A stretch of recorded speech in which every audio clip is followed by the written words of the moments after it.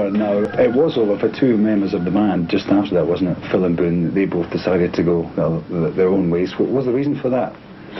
Well, it's the song was very sort of poignant, and I think that all of us ourselves were thinking, oh my goodness, I hope that it isn't over. But what happened was that we were on the Madonna tour, and we'd been out for such a long time, over 7 years that we'd been out doing all of these shows. And Boone, when we were in Montreal, Boone just said, I don't want to do this anymore, I can't do it anymore.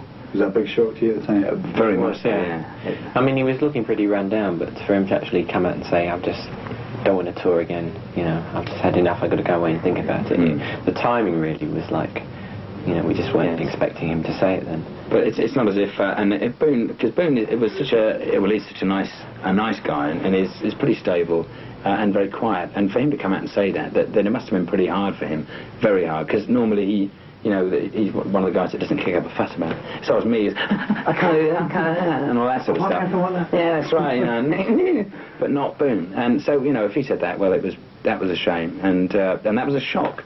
Now with Phil, Phil was originally going to leave in 1985 when we made this change around with the World Machine thing, and he didn't. He stayed with us for another 2 years, which I think we were really lucky for, because they were like our most successful years, and sort of brought that along, the success with us.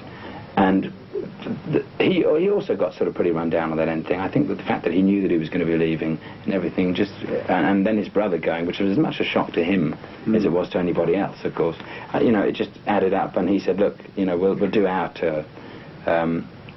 He ran himself down, and when we all just said, look, it's probably best if you go now, as opposed to later, you know, which is, just sort of dragging it out. Well, a lot of bands could have went to the wall at that point, but not used much. You're back with a new album and nothing, and a new single, which you're just about to see. What's the new album, very quickly, if you can summarise it up? It's, it's really new songs.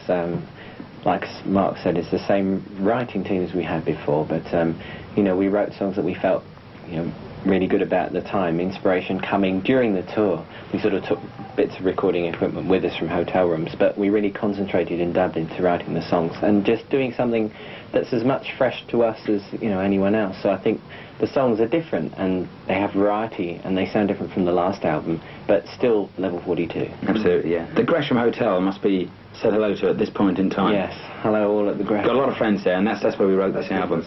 Well, just before we have a look at the new single, which is Heaven in My Hands, thanks very much, Mark. Oh, thanks, John. It's great talking to you. Thank you. Mike, all the best with the new single, and when the album comes out, we should have a listen to it. Okay, let's have a look at this one. New single from Level 42.